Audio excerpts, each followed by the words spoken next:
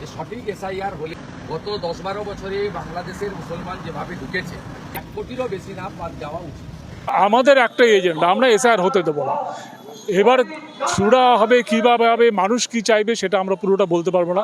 মানুষ না চাইলে এসআইআর ড্যাংডিংয়ে হয়ে যাবে, কিন্তু মানুষ যদি রুখে দাঁড়ায়, মানুষ যদি বলে যে আমরা এসআইআর প্রক্রিয়ার মধ্যে আমরা নিজেদেরকে রাখবো না, তাহলে আমি নিশ্চিত এটা যে বাংলায় অন্তত এসআইআরটা পুরোপুরি করতে পারবেন এরা।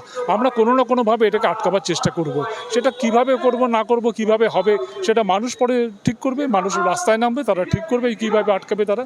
আমরা মনে করি এই ভোটে বিজেপিকে একটা সুবিধে পাইয়ে দেওয়ার জন্য বিহারে, এখানে এবং পশ্চিমবঙ্গে এবং তামিলনাড়ুতে যেই জায়গাতে আজকে বিজেপির শক্তি কম, সেখানে তারা এটা করতে চাইছে শুধু ভোটে ফায়দা লোটার জন্য। আমরা এর বিরোধিতা করি। সুবিধা পাওয়ার চেষ্টা করছে তো, 65 লক্ষ ভোটারকে বাদ দিয়ে দেওয়া। আমরা এর আগেও তো দেখছি, এখন তো বিভিন্ন জায়গাতে বিভিন্ন প্রশ্ন উঠছে, ভোট চুরির প্রশ্ন উঠছে, চুরি করে ভোটে জেতার প্রশ্নগুলো উঠছে। আমরা মহারাষ্ট্রের উদাহরণ দেখেছি, রাজস্থানের উদাহরণ দেখেছি, এখানেও হতে পারবে। এবং সেটা আরও আইনগত একটা মোড়ক দেওয়ার জন্য, সেটাকে মানে চুরিটাকেও আইনিভাবে করার জন্য এই এসআইআরটা করা হচ্ছে বলে আমার মনে হয়েছে। কমিশনের কাছে দাবি করছি যে এসআইআর যাতে মানা হয়, কারণ এসআইআরের যে পদ্ধতিটা সেটা অ্যাকচুয়ালি এনআরসি পদ্ধতি একই, যেটা এনআরসি আনার চেষ্টা করেছিল সেটাই এটা ঘুরপথে এটা এসছে যাতে মানুষ বুঝতে না পারে। কিন্তু এসআইআরের যে চক্রান্তটা মানে যে নিয়মগুলো চেয়েছে, এই যে 11টা পয়েন্ট বলেছে, তার মধ্যে যে জমির দলিল, পাসপোর্ট, এগুলো তো আমাদের খেটে খাওয়া মানুষের কাছে নেই।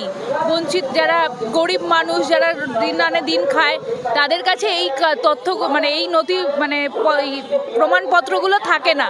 কারণ অনেকের বাচ্চারা বাড়িতে আগেকার দিনে বাড়িতে জন্মাতো বাবা মারা, তো আমাদের বাপ ঠাকুরদারা অনেকে বাড়িতেই জন্মাতো, একসময় হসপিটালে জন্মাতো না, কারণ তখন হসপিটালের সেইভাবে ব্যবস্থা ছিল না গ্রামে গ্রামে বা সব জায়গায়। তো সেই জন্য বার্থ সার্টিফিকেট, পাসপোর্ট, এগুলো সাধারণ খেটে খাওয়া মানুষের কাছে একটা মানে স্বপ্ন বিষয়। সেই জন্য আর সেরকম প্রপার এডুকেশনও ছিল না সবার কাছে যে তাদের স্কুল সার্টিফিকেট দেখাবে। তো সেই জন্য এই যে তড়িঘড়ি করে মানে এই ভোট আসার আগেই যে এসআইআর জোর করে চাপিয়ে দেওয়ার চেষ্টা চলছে, এটা থেকেই বোঝা যাচ্ছে যে এটা বিজেপির চক্রান্ত। এবং বিজেপি নিয়মও বদলেছে। আগে যেরকম আমরা জানতাম আমাদের দেশে ইলেকশন কমিশনার নিরপেক্ষভাবে থাকেন, কিন্তু এখানে নিরপেক্ষতায় নেই। এখানে যে নতুন ইলেকশন কমিশনার এসছেন, তিনি অ্যাকচুয়ালি বিজেপির দাসত্ব করতে এসছেন। এটা পরিষ্কার বোঝা যাচ্ছে এটা ভোট চুরির একটা নতুন ছক, নতুনভাবে তারা এইটা এনেছে। এই প্রসেসে যেটা করতে চায় যে মানে নাগরিকত্ব ছিনিয়ে নিয়ে এবার প্রমাণ করতে বলছে। তাহলে আমরা যে 5 বছর ধরে কি 10 বছর ধরে ভোট দিলাম, আমাদের ভোটের অধিকার নিয়ে সে সিংহাসনে বসে আছে, আমাদের প্রাইম মিনিস্টার। তো সে যে ক্ষমতায় রয়েছে সে আছে কি করে? আমাদের ভোটেই না আছে। কিন্তু আজকে আমরা বলছি তারাই আমরা বেনাগরিক। তা আমরা বেনাগরিক হলে তাহলে তিনি কি করে আছেন, তিনি কি করে থাকবেন? এসআইআরের মানে সাধারণ মানুষ যদি আশা করি সাধারণ মানুষ বুঝতে পারছে, যাদের মধ্যে যে ইলেকশন কমিশন থেকে রাজ্যে এসআইআরের জন্য প্রস্তুতি পর্ব শুরু করে দেওয়া হয়েছে। একেবারে মধ্যরাতে ইলেকশন কমিশনের লোকজন আস্তে আস্তে কলকাতা আসা শুরু করেছে। সামনে 2026-এর ভোট, কি বলছেন? জগতে নির্বাচন কমিশনের এই যে ভূমিকা, আগে এর বিরোধিতা আমরা আগেও করেছি। এই ভূমিকার আগে আমরা 11ই অগাস্ট এসে এখানেই আমরা একটা ডেপুটেশন দিয়ে গেছিলাম। আমরা বলেছিলাম এসআইআরটা হচ্ছে অসাংবিধানিক, আমাদের কনস্টিটিউশন অনুযায়ী এসআইআর করা যাবে না, কোনো নিয়ম নেই, একদম বেনিয়মের ইয়েতে আখড়ায় দাঁড়িয়ে ওরা এই কাজটা করছে। আমরা এর বিরোধিতা করছি। আমরা বলি যে যেভাবে ওরা বিহারে এখন অবধি আমাদের কাছে যেটা খবর সেটা হচ্ছে প্রায় 70 লক্ষের উপরে মানুষ কিন্তু তাদের ভোটাধিকার হারাচ্ছে। সেই জায়গায় দাঁড়িয়ে আমরা মনে করছি পশ্চিমবঙ্গে এর থেকে আরও ভয়ঙ্কর অবস্থা হবে। সেই জন্য আমরা এটা বিরোধিতা করছি। এবং যা ওরা বলছে এসআইআরে কোনো প্রভিশন, ওরা যে সংশোধনের কথা বলে, এমনকি তাদের যে রুল বুক আছে, তাদের যে অ্যাক্ট আছে, কোথাও নেই। এইটা নতুন করে একটা জগা খিচুড়ি বানিয়ে হঠাৎ একটা রিভিশন করার চেষ্টা করা হচ্ছে, যেখানে আমরা জানি গত জানুয়ারি মাসে লেটেস্ট রিভিশন করে একটা তালিকা প্রকাশ হয়েছে, ফেব্রুয়ারিতে সেই তালিকা প্রকাশ হয়েছে, তারপরে আবার নতুন করে এই তালিকা প্রকাশ। এইটার মানেই হচ্ছে একটা নতুন করে ঝামেলা তৈরি করা এবং কোনো না কোনোভাবে বিজেপিকে একটা সুবিধা পাইয়ে দেওয়া বলে আমাদের মনে হয়েছে। আমরা এর তীব্র বিরোধিতা করছি এবং আমরা যতদূর পারবো এই যে এসআইআর প্রক্রিয়া এটাকে আমরা রুখে দেওয়ার চেষ্টা করব। কিন্তু স্যার যেটা বারবার আপনারা বলছেন যে বিজেপি ইলেকশন কমিশনকে দিয়ে একটা বৈধ ভোটার বিহারেও তো আমরা দেখলাম 70 লক্ষ বৈধ ভোটার বাদ গেছে।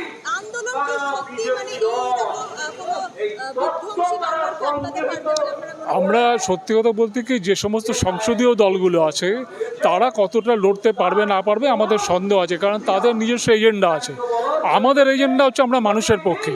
নাগরিক অধিকার ছিনিয়ে নেওয়া, নাগরিকত্ব ছিনিয়ে নেওয়ার এই যে প্রক্রিয়া শুরু করেছে আমরা এর বিরুদ্ধে।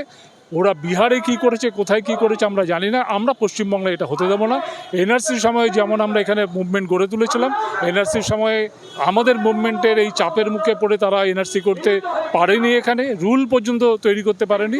আমরা মনে করছি বাংলার মানুষ এই এসআইআর বিরোধিতা সেইভাবেই করবে এবং আগামী দিনে আমরা দেখতে পাবো যে কোথায় কি দাঁড়িয়ে আছে না আছে। বেশ কিছুদিন কিছু মাসের অপেক্ষা 26শে বিধানসভা ভোট, তার আগেই তো ফেরে উঠেছে এসআইআর করার জন্য ইলেকশন কমিশন। এই আন্দোলনটা কিছুদিন আগে থেকে করলে কি মনে হয় যে এতদিনে জিনিসটা ফলপ্রসূ হয়ে যেত? আসলে একটা মুশকিল আছে, সেটা হচ্ছে জুন মাসে আমরা জানতে পারলাম যে এসআইআর করবে। জুন মাসে 24 তারিখে নোটিফিকেশন জারি করলো বিহারের। সেই বিহারের নোটিফিকেশন থেকে আমরা জানতে পারলাম যে ওরা এসআইআর করছে। তারপর থেকেই কিন্তু আমি বলে দিচ্ছি তারপর থেকেই কিন্তু আমরা পথে আছি এবং আমরা বিহারের ক্ষেত্রেও যা দেখছিলাম আমরা একটু লক্ষ্য করছিলাম যে সুপ্রিম কোর্ট কী করে। সুপ্রিম কোর্ট আমরা দেখেছি একের পর এক ডেট আসছে, আজকেও সুপ্রিম কোর্টের শুনানি আছে। যদিও সুপ্রিম কোর্ট বলেছে এটা নাকি ফাইনাল শুনানি, আই হ্যাভ ডাউট যে এটা ফাইনাল শুনানি হবে কিনা। হয়তো আরও কিছু কাগজপত্র চাইবে, আরও কোনো এফিডেভিট চাইবে।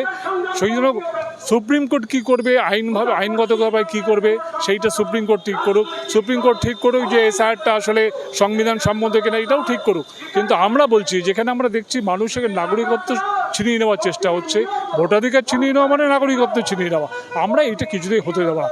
নাগরিকত্ব প্রশ্নে কারা এটা পক্ষে দাঁড়াচ্ছে? একমাত্র বিজেপি পক্ষে দাঁড়াচ্ছে এবং বিজেপির এই যে কর্মকাণ্ড, বিজেপির এই যে ষড়যন্ত্র, তাকে বাংলার মানুষ রুখে দেবে বলে আমার ধারণা এবং তার বহিঃপ্রকাশ বিভিন্নভাবে ঘটবে। শেষ প্রশ্নে যাবো, যদিও আপনারা ডেপুটেশন জমা দিয়েছেন যেমনটা বললেন, আজকেও আপাতত ইলেকশন কমিশনের অফিসের সামনে বিক্ষোভ মিছিল করছে, কোনো সুরাহা হবে বলে কি আপনারা আমরা জানি না সুরা হবে কিনা, আমাদের একটাই এজেন্ডা, আমরা এসআইআর হতে দেবো না।